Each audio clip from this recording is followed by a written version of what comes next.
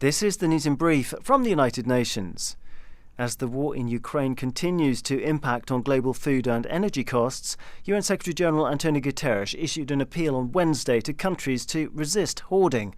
The UN chief's call comes nearly 7 weeks since the Russian invasion, which has pushed up the cost of food imports for countries in the most vulnerable regions of the world. 1.7 billion people are now highly exposed to disruptions in food, energy and finance systems that are triggering increases in poverty and hunger, the Secretary-General said at the launch of the first report by the UN's Global Crisis Response Group on food, energy and finance. Oil prices have risen by more than 60% in the past year, natural gas prices have shot up by 50% in recent months, and the cost of fertiliser has more than doubled, said Mr Guterres, who also warned that rising inflation has contributed to many developing countries drowning in debt.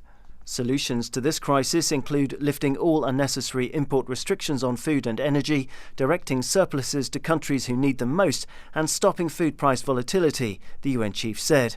On the energy crisis, Mr Guterres urged countries to release strategic reserves, but also phase out fossil fuels and focus on a just transition to renewable energy.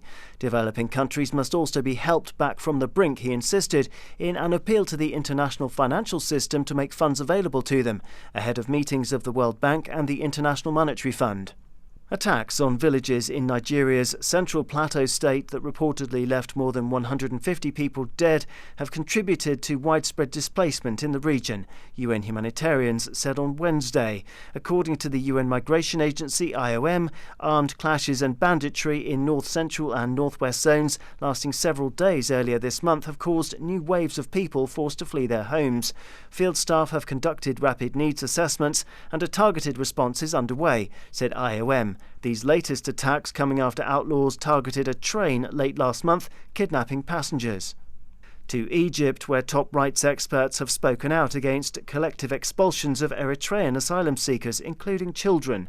Several of those deported have not been seen or heard from since their return to Eritrea and are believed to be held in incommunicado detention, the UN-appointed independent experts said.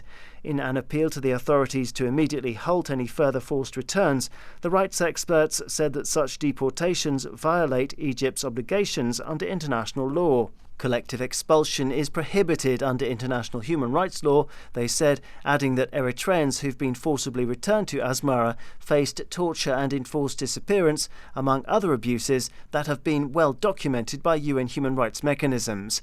Such expulsions also violate the legal principle of non-refoulement of vulnerable people from one country to another, the experts continued. Since October 2021, at least 68 Eritrean nationals have been deported from Egypt, it's believed. Daniel Johnson, UN News.